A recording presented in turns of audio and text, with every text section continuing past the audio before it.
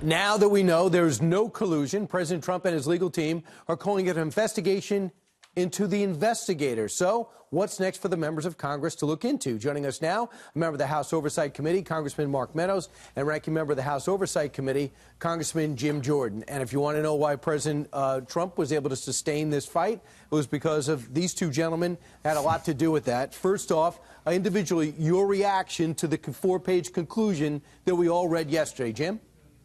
Well, I think, remember four numbers, 19, 40, 500, and 2,800.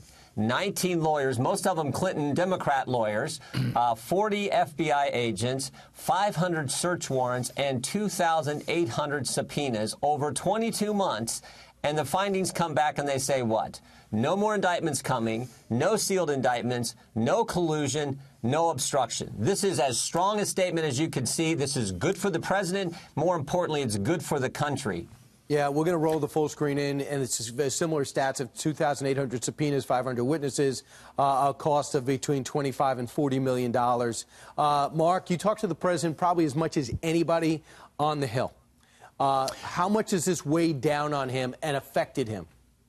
Well, I mean, it's weighed down on him from doing his job. I mean, you've got a president who loves this country, who's committed to this country, and yet each and every day there were lies after lies after lies told about him, you know, and some by in the media, but some by Adam Schiff and Jerry Nadler, the same people that are going to try to switch the narrative and say, oh, well, this is not an exoneration. I can tell you it's a total vindication of the president, but it's not just for the president. It is indeed for the American people who trusted this president, who voted for him, and now can say to the mainstream media, you know, why have you lied to us for 2 years? It's about time. Yeah, here is Jerry Nadler yesterday. He didn't miss his opportunity to go to the streets of New York, get heckled, and speak out. We will ask the Attorney General to testify before the House Judiciary Committee. We will demand the release of the full report. The Attorney General's comments make it clear that Congress must step in to get the truth and provide full transparency to the American people.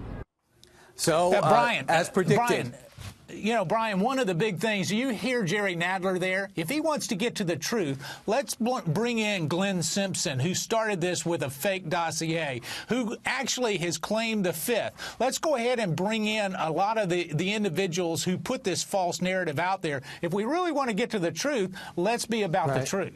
Brian, Mark's exactly right. 81 letters Jerry Nadler sent out because this wasn't the bombshell they hoped for. In fact, it was just the opposite, the Mueller report. So they're starting a whole new fishing expedition. 81 letters to 60 different people, but two key people he didn't send a letter to. He didn't send one to Glenn Simpson, and he didn't send one to Christopher Steele, the foreigner hired by the Clinton campaign to write the dossier that was the basis for this whole twisted deal. Before I let you go, I want to bounce something off you a little bit different. The Investor Business Daily does this headline that captured my attention. It says, Obama, Hillary, and Brennan combined to take down Trump. And in it, they have this quote, James Clapper to Anderson Cooper, CNN. If it weren't for President Obama, we might not have done the intelligence community assessment that we did that set up a whole sequence of events that are still unfolding today, including Special Counsel Robert Mueller. President Obama is responsible for that. It was he who tasked us to do that intelligence community assessment in the first place. He was trying to credit Obama, but what, in retrospect, did he do? Well, we do know, based on certain text messages and actually meetings that took place between the Department of Justice, the intel community, and indeed the White House, that there was an involvement at the highest levels of government. That being said, it requires further investigation to make sure that we do that we do not weaponize the intelligence community, the Department of Justice, or the FBI. And I know Jim and I are committed to getting to the bottom of it. And I'm going to have one question, try to end on a positive note. Hakeem Jeffries, I'll paraphrase.